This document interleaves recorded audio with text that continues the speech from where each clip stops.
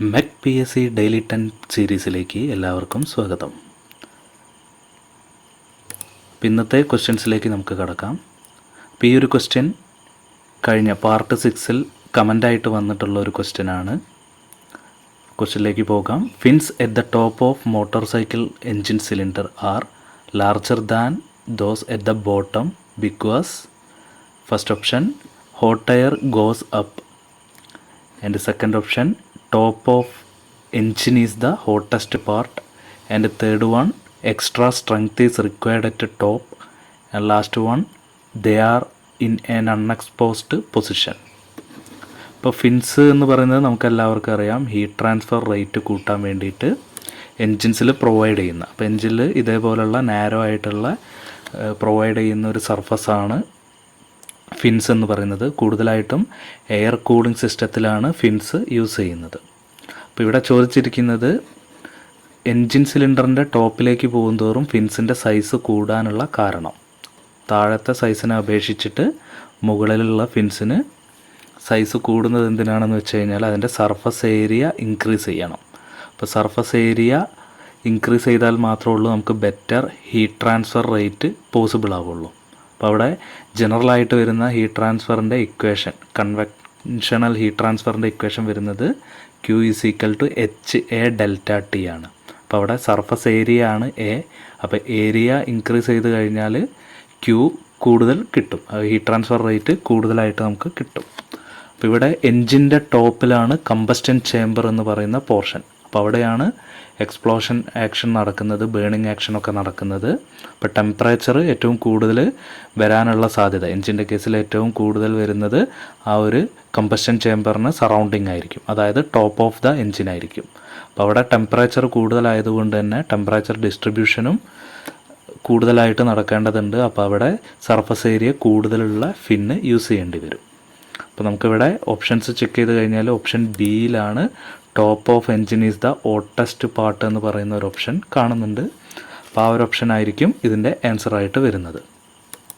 ഇനി ഈ ഒരു സീരീസിലേക്ക് കടക്കാം. First one, from the following identify the extreme hardened steel. ഇപ്പോൾ എക്സ്ട്രീം ഹാർഡൻഡ് ആയിട്ടുള്ള സ്റ്റീൽ ഏതെന്നാണ് ചോദിച്ചിരിക്കുന്നത്. First option martensite, option B pearlite, option C ledeburite, option D austenite. അപ്പോൾ ഏറ്റവും ഹാർഡായിട്ട് വരുന്ന സ്റ്റീൽ എന്ന് പറയുന്നത് മാർട്ടൻസൈറ്റ് ആണ്. അപ്പോൾ മാർട്ടൻസൈറ്റ് ഓർത്ത് വെക്കുക, ഹാർഡായിട്ട് വരുന്ന സ്റ്റീൽ. അപ്പോൾ ബാക്കിയുള്ളതൊക്കെ അതിൽ കുറച്ച് ഹാർഡ്നെസ് കുറവായിട്ട് വരുന്ന ഏരിയാസൊക്കെയാണ്. അപ്പോൾ ആ ഒരു അയൺ കാർബൺ ഇക്വിലിബ്രിയം ഡയഗ്രാം അതിൻ്റെ വീഡിയോ സെപ്പറേറ്റ് ആയിട്ട് ചെയ്തിട്ടുണ്ട്. അപ്പോൾ അത് എല്ലാവരും കാണുക, വാച്ച് ചെയ്യുക. അപ്പോൾ അടുത്ത ക്വസ്റ്റ്യനിലേക്ക് പോകാം. VT raised to n is equal to C is dash tool life equation. ഇത് ഫേമസ് ആയിട്ടുള്ള ടൈലർ ടൂൾ ലൈഫ് ഇക്വേഷൻ ആണ്. VT raised to n is equal to C. അപ്പോൾ ഓൾമോസ്റ്റ് എല്ലാ എക്സാമിനും ചോദിക്കുന്ന ഒരു ക്വസ്റ്റ്യൻ ആണ്. അപ്പോൾ ഇത് വെച്ചിട്ട് ചിലപ്പോൾ പ്രോബ്ലം ആയിരിക്കും ചോദിക്കുക.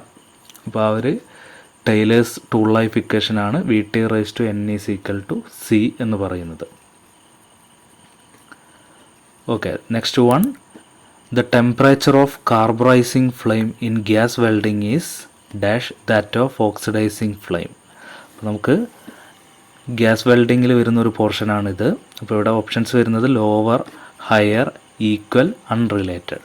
അപ്പോൾ കാർബറൈസിങ് ഫ്ലെയിമിൻ്റെ ടെമ്പറേച്ചർ ഓക്സിഡൈസിങ് ഫ്ലെയിമുമായിട്ട് കമ്പയർ ചെയ്യുമ്പോൾ ലോവറായിട്ടാണ് കാണുന്നത്. അപ്പോൾ ഇവിടെ നമുക്കൊരു ടെമ്പറേച്ചർ ഡിസ്ട്രിബ്യൂഷൻ ചാർട്ട് കാണാൻ പറ്റും. ഓക്സിഡൈസിങ് ഫ്ലെയിം വരുമ്പോൾ 3300 ആ ഒരു റേഞ്ചിൽ നമുക്ക് ടെമ്പറേച്ചർ വരുന്നുണ്ട്. കാർബറൈസിങ് ആവുന്ന സമയത്ത് 3000 റേഞ്ചാണ്. അപ്പോൾ അത് ഓക്സിഡൈസിങ് ഫ്ലെയിമുമായിട്ട് കമ്പയർ ചെയ്യുമ്പോൾ ലോവറാണ്. അപ്പോൾ ന്യൂട്രൽ ആകുമ്പോൾ 3100 ആ ഒരു റേഞ്ചിൽ, അപ്പോൾ അതിൻ്റെ ഇൻ്റർമീഡിയറ്റ് ആയിട്ട് വരുന്നുണ്ട്.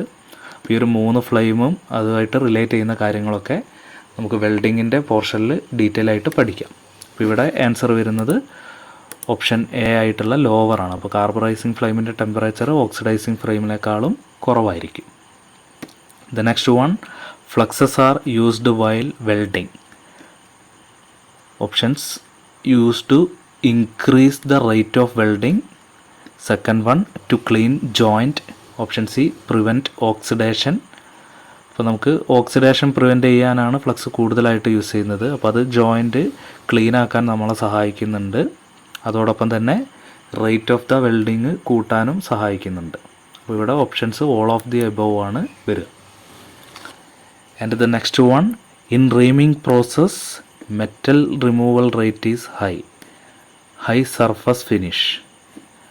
Option C form accuracy is ഒബ്ടൈൻഡ്.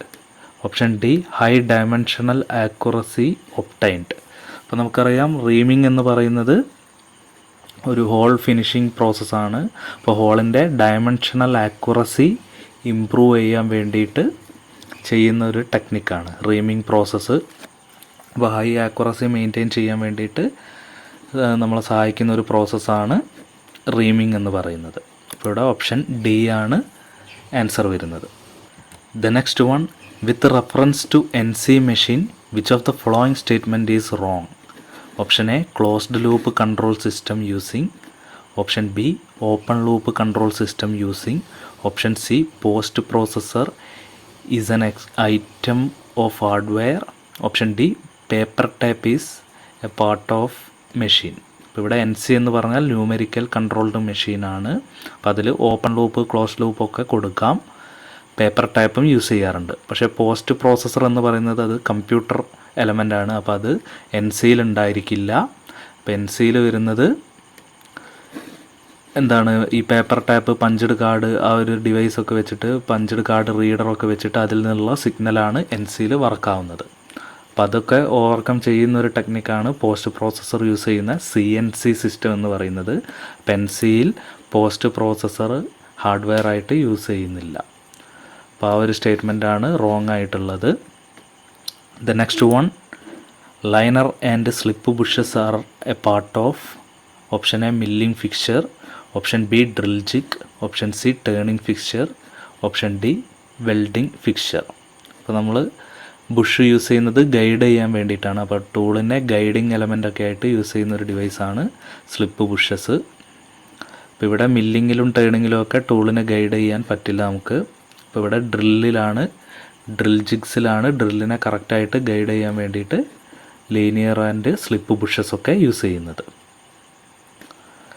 The next one, TTT diagram indicates time temperature transformation of. Option A cementite. Option B pearlite. Option C ferrite. Option D austenite. ഇപ്പോൾ TTT diagram time temperature transformation ഡയഗ്രാമാണ്.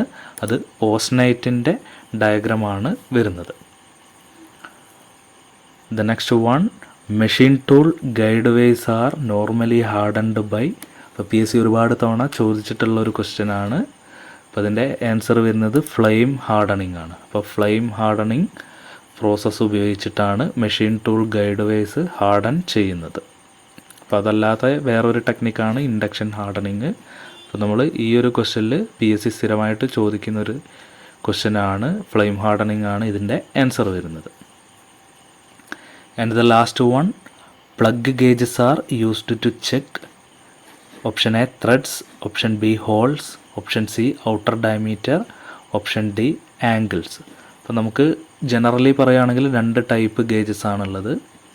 അപ്പോൾ അത് plug gauge, ring gauge. അപ്പോൾ plug gauge ആവുന്ന സമയത്ത് ഹോൾസൊക്കെ check ചെയ്യാൻ വേണ്ടിയിട്ട് use ചെയ്യുന്നു. Ring gauge ആവുന്ന സമയത്ത് ഔട്ടർ ഡയമീറ്റർ ചെക്ക് ചെയ്യാൻ വേണ്ടി യൂസ് ചെയ്യും. ഇനി ത്രെഡഡ് പ്രൊഫൈൽസ് ഒക്കെ ആവുന്ന സമയത്ത് സ്ക്രൂ പിച്ച് ഗേജ് അല്ലെങ്കിൽ ത്രെഡ് ഗേജ് ഉള്ള ഡിവൈസൊക്കെ വേറെയുണ്ട്. ആംഗിൾ ആവുന്ന സമയത്ത് ആംഗിൾ ഗേജസ് വേറെയുണ്ട്. നമുക്ക് സിലിണ്ടറിക്കൽ പോർഷൻസ് ഒക്കെ ചെക്ക് ചെയ്യാൻ പ്ലഗ് ഗേജും റിംഗ് ഗേജുമാണ് യൂസ് ചെയ്യുക. അപ്പോൾ ഇവിടെ പ്ലഗ് ഗേജ് ഹോൾസിന് വേണ്ടിയിട്ടും റിംഗ് ഗേജ് ഷാഫ്റ്റിൻ്റെ കേസിലും യൂസ് ചെയ്യാറുണ്ട്. അപ്പോൾ ഇവിടെ ഹോൾസാണ് ആൻസർ വരുന്നത്. അപ്പോൾ ഈ ഒരു വീഡിയോ സീരീസ് എല്ലാവർക്കും ഇഷ്ടപ്പെടുന്നു എന്ന് പ്രതീക്ഷിക്കുന്നു. അപ്പോൾ വീഡിയോ ഇഷ്ടപ്പെട്ടാൽ ലൈക്ക് ചെയ്യുക, മാക്സിമം ഫ്രണ്ട്സുമായിട്ട് ഷെയർ ചെയ്യുക. Keep watching. Thank you.